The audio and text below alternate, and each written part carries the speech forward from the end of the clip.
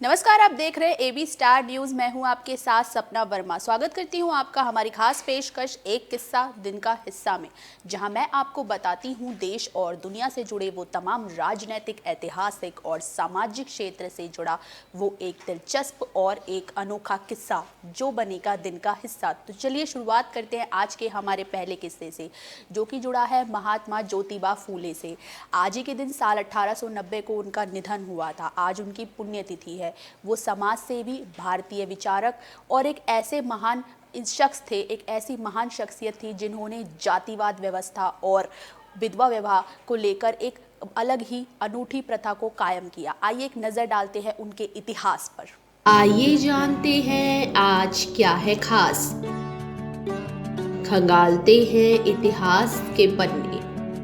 आज 19वीं सदी के महान समाज सेवक महात्मा ज्योतिबा फूले की पुण्यतिथि है। आज ही के दिन साल 1890 को उनका निधन हुआ था। महात्मा ज्योतिबा फूले के इतिहास की तरफ अगर रोशनी डाली जाए तो वो एक ऐसी शख्सियत थे जिन्होंने समाज में फैली बहुत सी कुरीतियों को दूर करने के लिए बहुत संघर्ष किए। जातिवाद समाप्ति, नारी शिक्षा, विधवा विवाह और किसानों के हित के लिए ज्योतिबा फूले की ओर से काफी सराहनीय काम किए गए।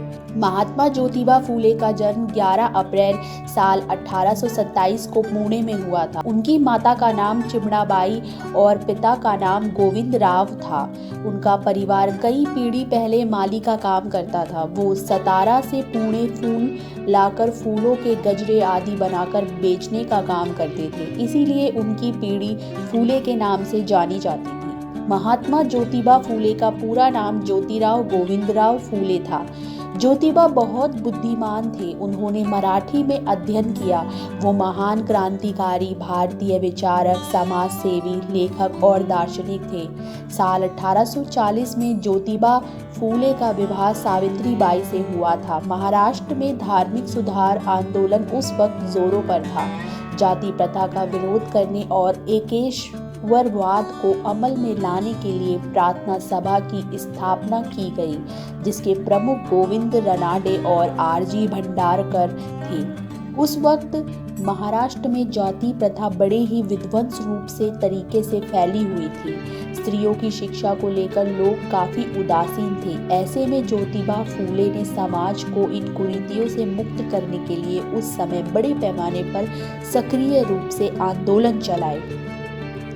उन्होंने महाराष्ट्र में सर्वप्रथम महिला शिक्षा और अछूत द्वार का काम आरंभ किया। उन्होंने पुणे में लड़कियों के लिए भारत का पहला विद्यालय खोला। इस महान समाज सेवी ने अछूतो द्वार के सत्योशोधक समाज की स्थापना की। उनका ये भाव देखकर साल 1888 में उन्हें महात्मा की उपाधि दे दी गई।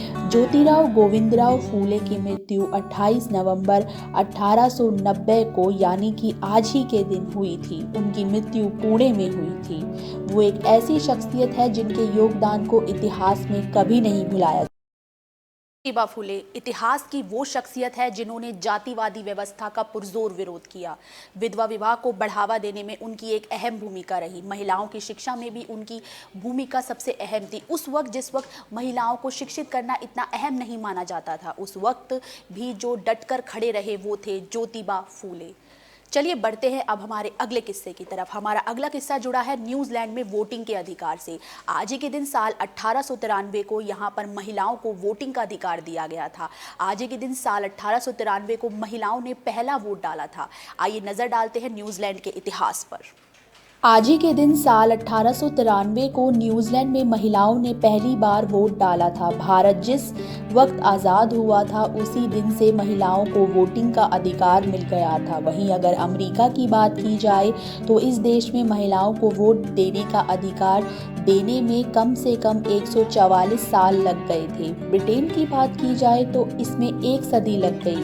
कुछ ऐसा ही था न्यूजीलैंड का भी हाल, जहां 13 साल के संघर्ष के बाद महिलाओं को वोटिंग का अधिकार मिल पाया। न्यूजीलैंड दुनिया का पहला देश है जिसने सबसे पहले महिलाओं को वोट देने का अधिकार दिया था। न्यूजीलैंड की सरकारी वेबसाइट के मुताबिक यहाँ महिलाओं को भी वोटिंग का अधिकार मिले, इसके लिए 1880 के आसपास आंदोलन शुरू हो गए।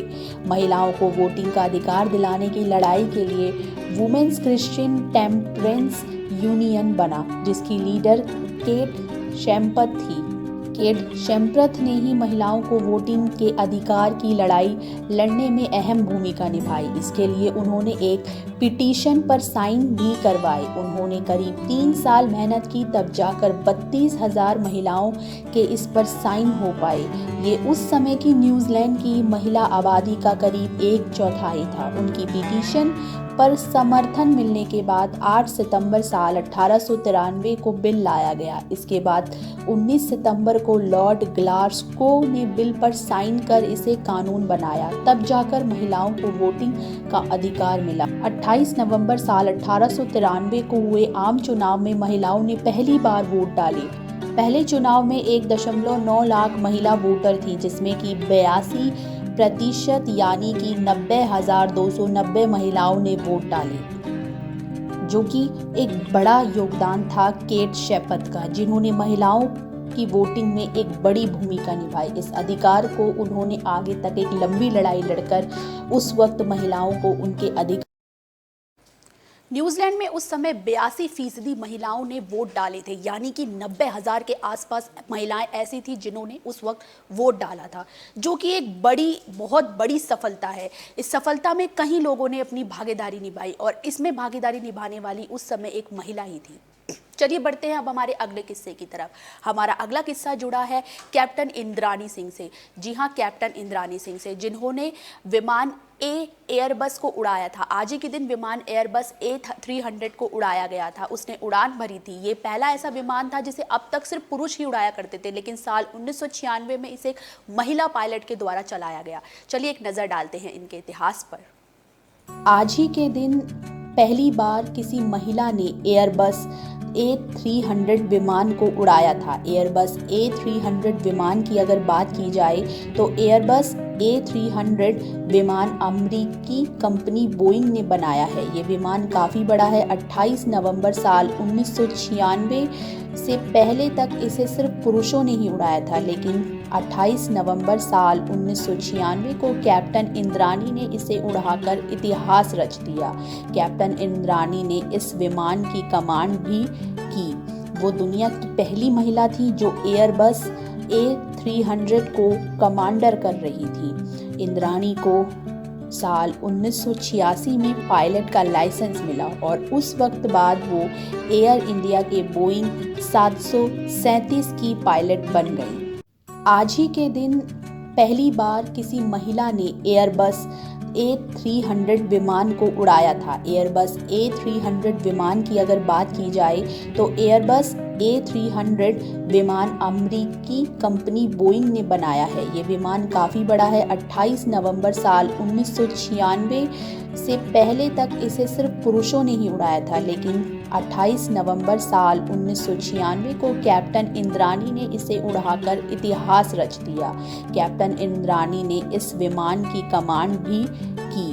वो दुनिया की पहली महिला थी जो एयरबस A300 को कमांडर कर रही थी। इंद्राणी को साल 1986 में पायलट का लाइसेंस मिला और उस वक्त बाद वो एयर इंडिया के बोइंग 737 की पायलट।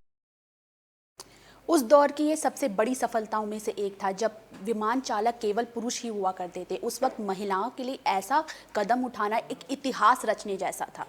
वक्त हो चला है अब आपसे विदा लेने का। हम फिर मिलेंगे किसी नए किस्से के साथ। तब तक के लिए देखते रहिए एक किस्सा दिन का हिस्सा। शुक्रिया।